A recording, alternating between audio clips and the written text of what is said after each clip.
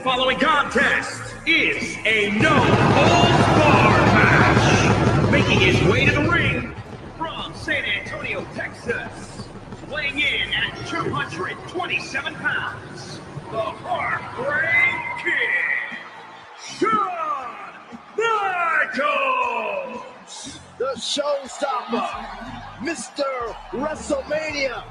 Shawn Michaels has earned every single moniker bestowed upon him in his career.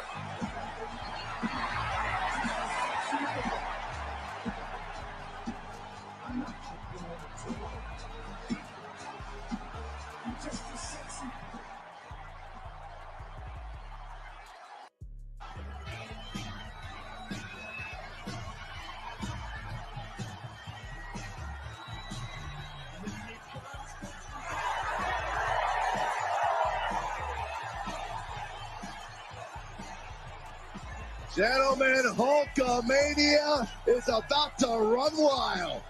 There is only one, the Immortal.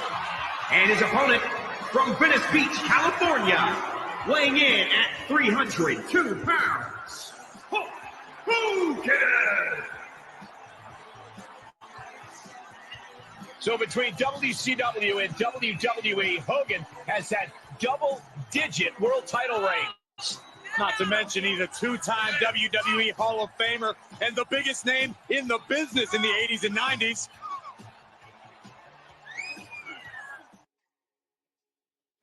Man, now see, I just recently watched this match myself. You put me on to this match. I did not. I lost touch of watching wrestling from 2002 till I want to say 2009, the end of 2009-ish. I was in a whole different transition of my life. I was raising my daughter and I was distracted from my true passion. You know what I mean? I almost let them take me from my joy, steal my joy.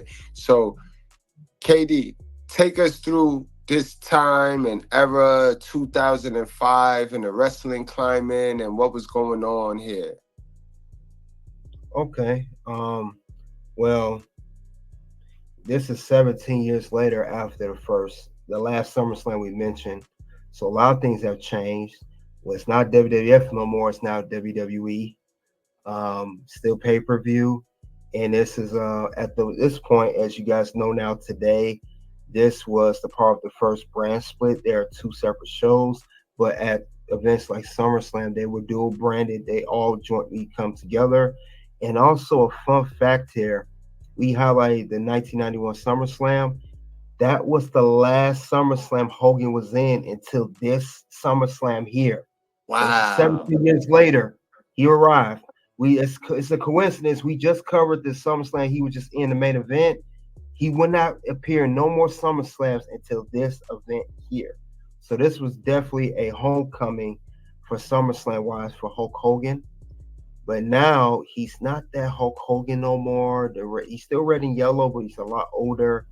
And now he's going against another star, which is, Legend versus Icon. That's the whole marketing brand. Main event, Shawn Michaels versus Hulk Hogan. Shawn Michaels and Hogan were tag team partners, Hogan, Shawn Michaels looked up to Hogan, idolized. They had a tag team match against Carlito and another person, and Shawn Michaels mocked him. Not mock him, but emulated him. Did the whole muscle thing, pumping the muscles, flexing, and then he sweet chin Hogan and looked down on him. And this was Shawn Michaels' first heel turn since he returned to WWE back in 2002. First time he ever did a heelish move. Ooh, And, okay. Yeah. So this really beefed it up. And Hulk Hogan cut a promo saying, Shawn, if you want to match me, you didn't have to super kick me, because just ask. And Shawn Michaels, being an arrogant heel, he mocked Hogan in interviews with CNN with Larry King-ish style. You dressed like Hogan, mocked him. It was very funny. It was just a funny feud. But rumor has it that they were supposed to have a 3-series match. Hogan will win, I think, all of them, if not 2 of them. And Shawn Michaels was like, I'm not doing all that.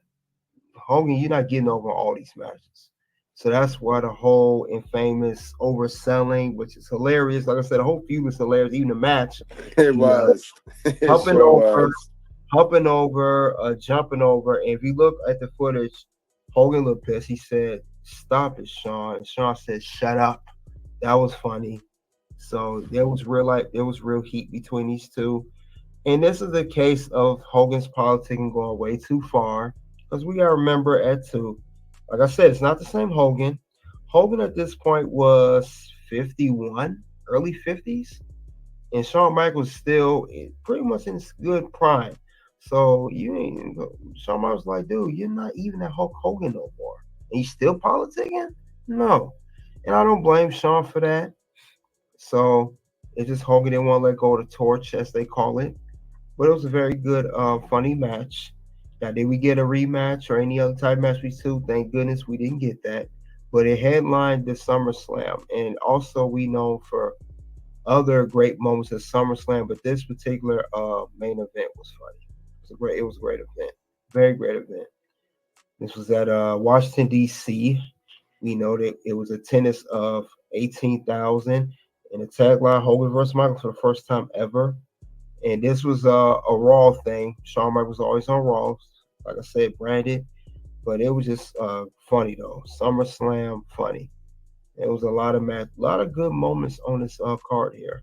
A lot of good ones. No doubt. 05 was actually a good match, a good year for Shawn Michaels, because this is the same year he had the WrestleMania match against Kurt Angle and other stuff. So he actually had a very good year. But I'm gonna go down. We can talk about other matches on the card. I bet. So, show kicked off with Chris Masters defeating Hurricane. Then we went into Chris Benoit defeating Orlando Jordan to win the United States title, guys. Orlando Jordan was underrated. Yeah, I liked Orlando Jordan. He was part of Cabinet with JBL on SmackDown. Okay. Yep.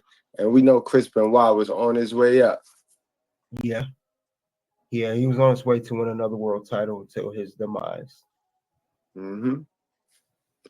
Then that was followed by what you see on the board there, Edge defeating Matt Hardy via KO.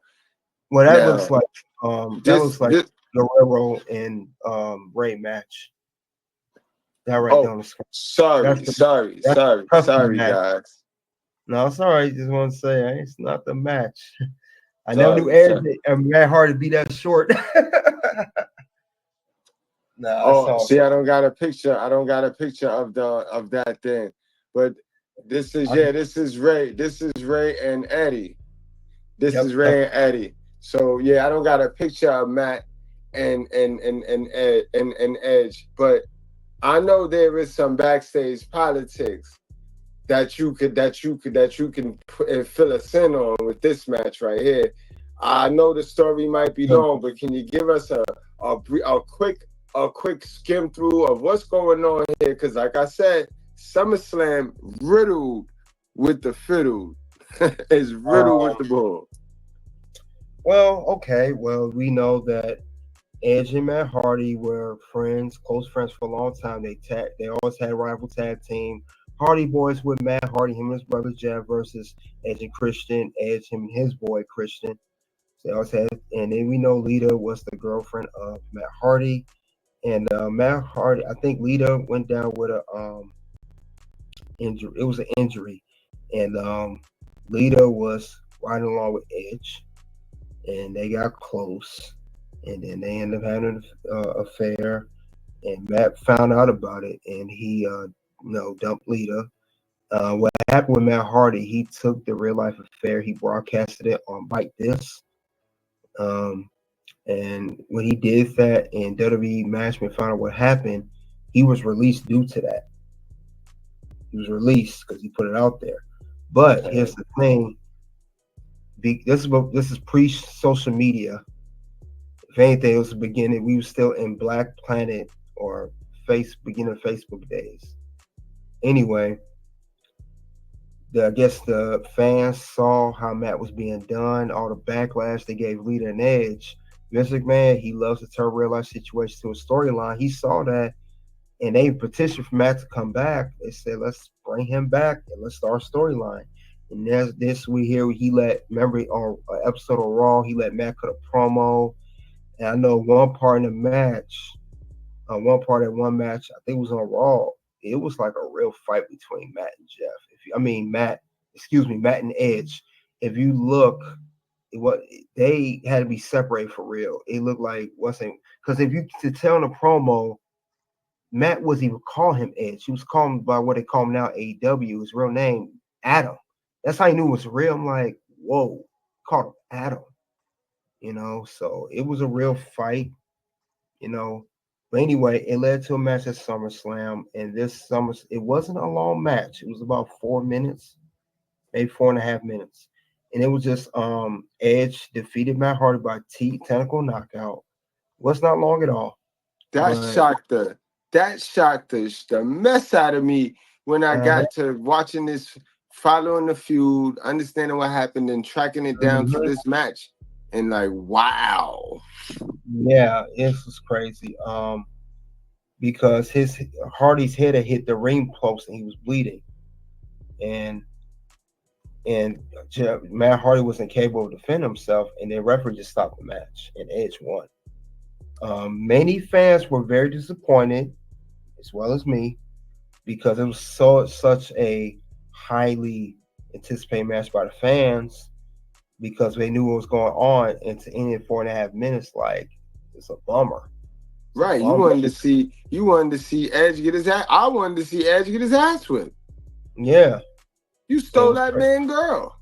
Yeah, Mr. Steal Your Girl. So it was crazy though. And Edge, he just all over the place. But definitely that was the whole story between Edge and Matt Hardy. And they had more matches, but this match was very short. That's why it's mentioned we talked about. It was only 4.5 minutes. A little under 5 minutes. So it was, you would thought it was a squash match, but it was a technical knockout match. Yikes. So now I was getting ahead of myself. We got this, which was the ladder match. Winner gets custody of Dominique. This was Rey Mysterio defeating Eddie Guerrero. Now, I know a lot of us was joking about, we think that this SummerSlam should have been a ladder match as well, and it should have been for the custody of Dominique as well. What do you think? This was a good story because we had never seen a match like this before, where they were saying Eddie may be the dad and all that stuff and all of that. But what's funny, this match had a real life shoot as well. If you remember, Eddie Guerrero was at the top of the ladder. Vicky missed her cue to come out there. Eddie was going off. Good call. Yes. People forgot about it. He said, hey, Eddie was mad. Eddie was mad, hot. But he impromped it. Yeah, he did improp to it, but he was hot. Because Vicky, remember, she stopped him from getting the briefcase. That's what caused him to lose. Right. But Vicky came out way too late. That man, Eddie was hot. Then she came out, she held on to Eddie, and Mysterio retrieved the briefcase. So yeah, botched the whole ending. She botched the whole ending. What's crazy is, other than the Batista, this was like no disrespect to that storyline, because it really wasn't finished due to him passing away. This was the last big storyline Eddie Guerrero was in before he passed. The last big storyline. Batista was starting to get big, but it ended prematurely. That's why I'm not gonna count that. It was the last active